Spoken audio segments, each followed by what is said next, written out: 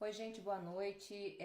Antes tarde do que nunca, só agora eu pude parar para fazer esse vídeo, porque muita gente nessa segunda-feira me perguntou qual seria meu posicionamento com relação ao a fake news, né? A notícia falsa publicada por um site bolsonarista, assumidamente bolsonarista, e também a minha opinião sobre o tweet presidencial que acabou desaguando nessa onda de essa onda odiosa de difamação contra a jornalista do Estadão, a Constança Rezende.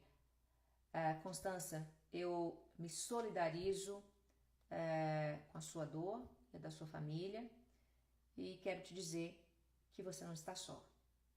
Você não é a única, nem será a última jornalista perseguida por fazer o seu trabalho de forma independente.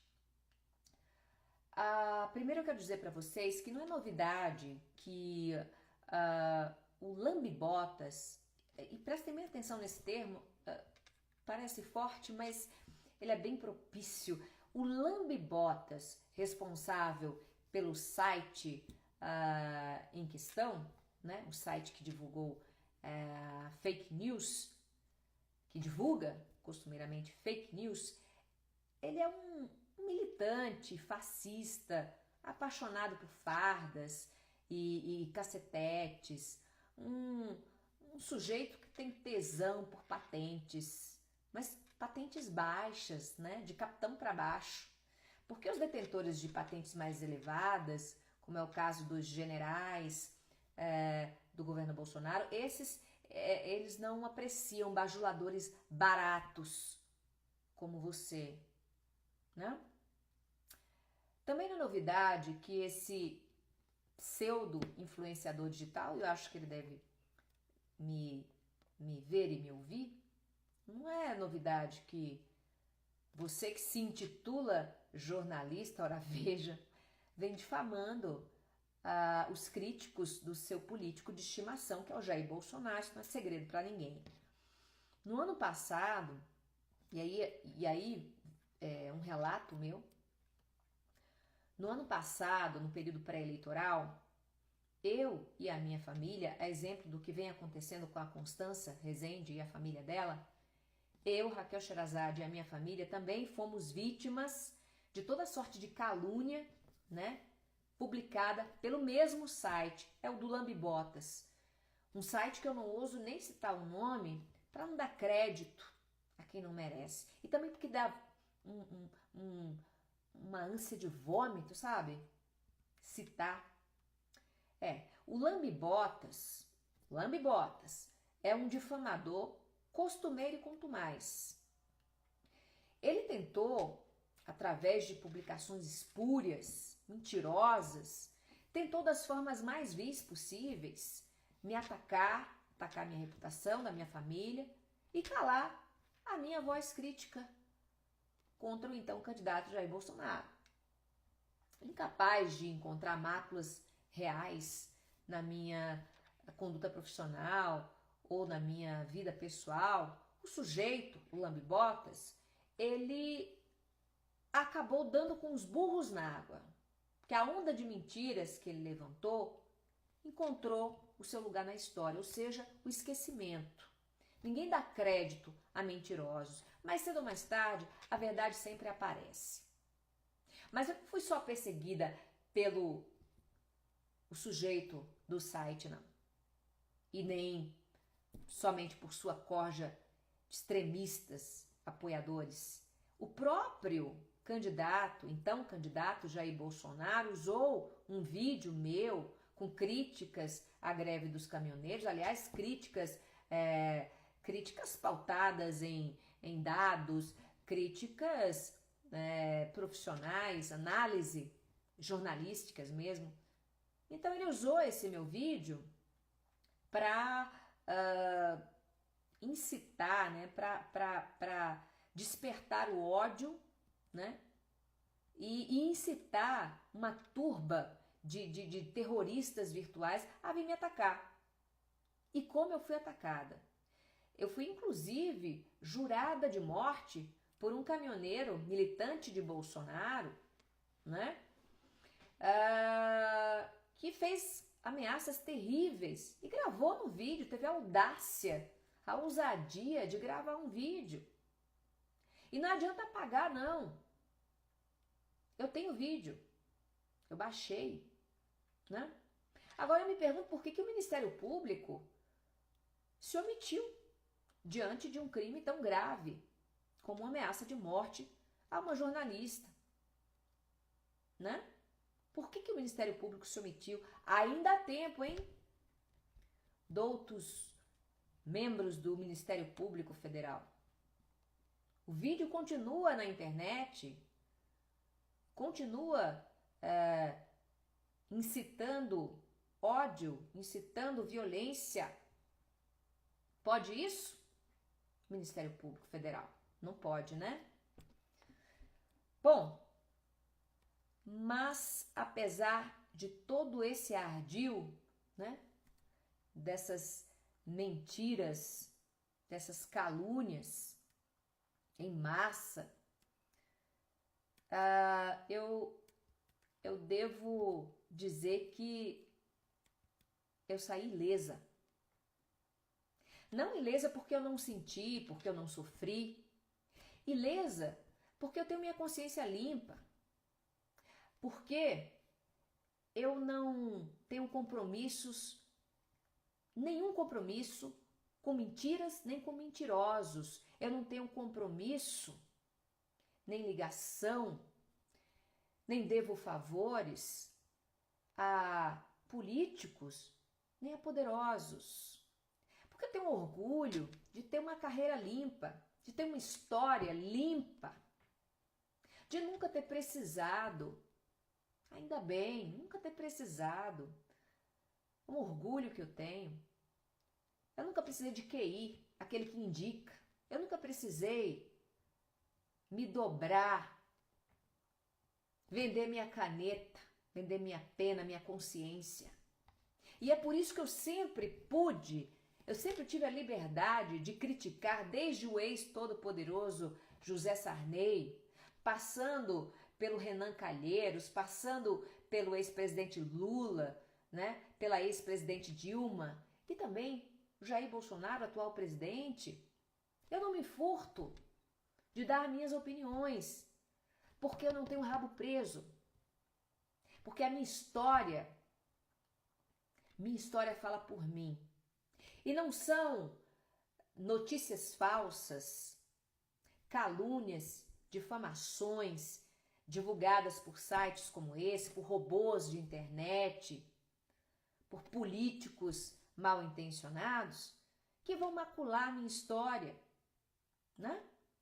Minha credibilidade, para o desespero de vocês, segue intocável.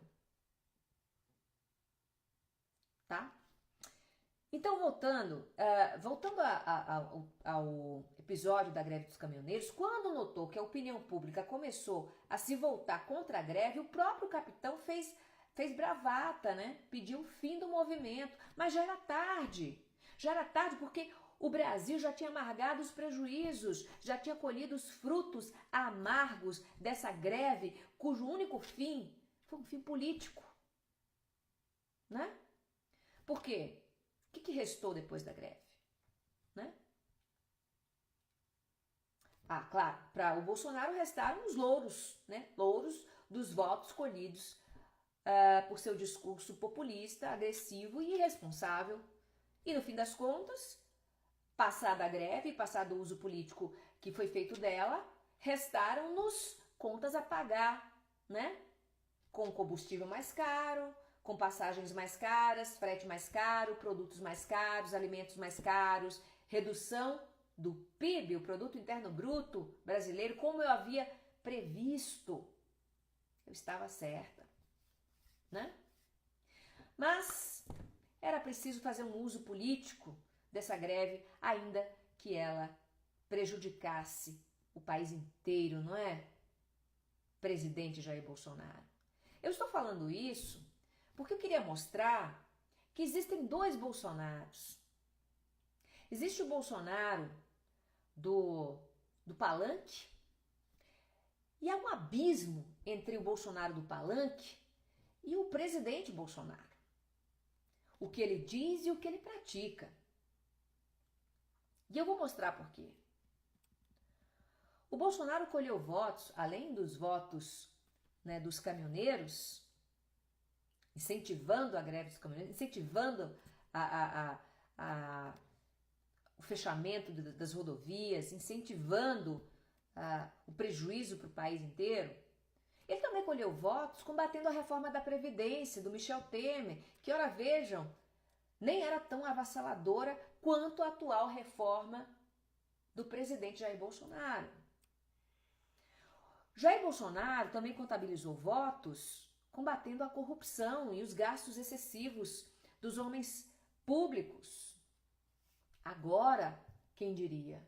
Bolsonaro está pagando a língua, como dizem na minha terra. Em vez de usar o SUS, como ele recomendou a Dilma e a Lula, ele, Bolsonaro, recorreu ao Albert Einstein quando precisou se internar. O Albert Einstein, junto com o Sírio-Libanês, são dois dos melhores hospitais e mais caros, obviamente, mais luxuosos e mais caros hospitais, não só do Brasil, mas também de toda a América Latina. Quando precisou se internar, o Bolsonaro, que discursava que o homem público deveria usar serviços públicos, ele correu para o Albert Einstein. Por que será? Por que ele não deu o exemplo? A conta de R$400 mil pela internação no Hospital Albert Einstein poderia e deveria ser paga pelo paciente. Mas o quê? Sobrou pra gente, pro povo pagar. E aí eu te pergunto, mas ele não pode se internar no melhor hospital? Pode, claro. Desde que pague por isso. Eu não acho justo que eu tenha que pagar com meus impostos a internação do Bolsonaro, ou do Lula, ou da Dilma, ou de quem quer que seja, político que seja, no hospital mais caro do país, um dos hospitais mais caros do país, quando eu própria não posso recorrer a um Sírio-Libanês, a um Albert Einstein. Eu já falava isso, desde o governo Lula e Dilma, eu já falava isso, eu já criticava isso, né? Essas benesses de que eles se valem, primeiro criticam e depois usam. Eu não quero pagar essa conta de R$400 mil, mas serei obrigada a pagar. Porque o Bolsonaro não vai pagar. Agora eu pergunto a você, Dona Maria, seu José, seu Antônio, se você, pessoa comum, cidadão do povo, se você, Deus o livre, fosse esfaqueado ou levasse um tiro, será que o Estado brasileiro, o contribuinte brasileiro, pagaria sua internação no Albert Einstein? Ou no Sírio-Libanês? Claro que não. E aí eu te pergunto, a tua vida vale menos do que a vida do presidente Bolsonaro? Do que a vida do ex-presidente Lula? Do que a vida da ex-presidente Dilma? Não. A sua vida tem igual valor. Tem igual valor. Mas para você, existe o SUS. Para eles, existe o Albert Einstein e o Sírio-Libanês. Vamos continuar com as contradições do senhor Jair Bolsonaro, já que ele é o centro das atenções. Agora, o Bolsonaro está mendigando apoio político de gente que ele abominava, partidos que ele jurava jamais se associar. Agora, Bolsonaro tem que explicar o esquema de laranjas do seu partido, o PSL. Isso é uma vergonha, presidente. Né? Tem que investigar isso aí, não tem? Também precisa prestar conta sobre a conduta do filho dele, do Flávio Bolsonaro, do motorista Queiroz, dos funcionários fantasmas, dos gastos astronômicos no cartão corporativo, né? Pode não ser legal, mas imoral é. Ou não é, presidente? Mas nossa, logo o Bolsonaro, né? Que era tão íntegro, tão probo, tão honesto, né? Agora, Bolsonaro tem um governo que lhe caiu no colo à custa de um discurso violento, preconceituoso e principalmente mentiroso. Eis a prova. Eleito graças ao fenômeno das fake news, ajudado por robôs, né? Robôs virtuais, agora o presidente não sabe mais o que fazer. Porque descobriu que governar não é igual a brincar no Twitter. Não é, presidente? É um pouco mais difícil, né? Está levando dos generais um puxão de orelha atrás do outro. Não é isso, capitão? Ou estou mentindo? E ainda bem que nós temos o vice-presidente Mourão. Ele me surpreendeu, tenho que admitir. É o homem mais lúcido, mais confiável no governo até agora. E quem diria, Mourão se tornou o muro de arrimo do governo Bolsonaro. O muro de sustentação. Ah, se não fosse o Mourão. Enfim, gente, depois desse desabafo, eu quero deixar muito claro que repudio veementemente tanto a publicação do site bolsonarista lá do Lambibotas, quanto a atitude covarde, indecorosa e irresponsável do presidente da República ao replicar mentiras contra uma jornalista no intuito de desacreditá-la como profissional, de prejudicá-la por estar apenas cumprindo a sua função de informar, mesmo incomodando poderosos como o senhor. Não é, presidente?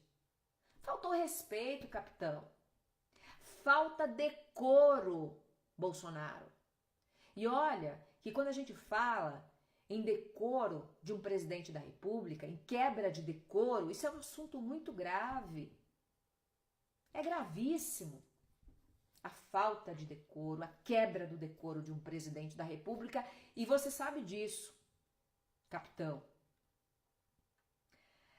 Finalmente, eu, juntamente com a Ordem dos Advogados do Brasil, juntamente com associações de jornalistas, né, e de radialistas de todo o Brasil, eu também repudio essa tentativa abjeta de colocar o povo contra a imprensa livre e independente. Porque atentem, eis aí a última fronteira entre uma democracia e uma ditadura. Cuidado, vocês que sempre combateram os regimes antiliberais, como é o caso da Venezuela, como é o caso de Cuba, da Coreia do Norte. Nesses países não há imprensa livre. Nesses países não há contraditório. Nesses países não há críticas aos poderosos, aos governantes.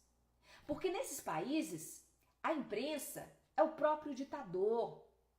Nesses países a imprensa, se é que podemos chamar de imprensa, ecoa unicamente os interesses do governo, não os interesses do povo. Cuidado, porque quando a voz de jornalistas é calada, o povo está amordaçado. E isso é a prova derradeira, é a última prova de que o autoritarismo, finalmente, venceu a democracia. Gente, obrigada pela atenção de vocês, era isso que eu tinha a dizer hoje. Uma boa noite e que amanhã, esperamos que a partir de amanhã, a partir de agora, né, nós tenhamos um presidente à frente do nosso país e não um tuiteiro lacrador. Vamos trabalhar, presidente, como diz nosso amigo Reinaldo Azevedo, vamos trabalhar.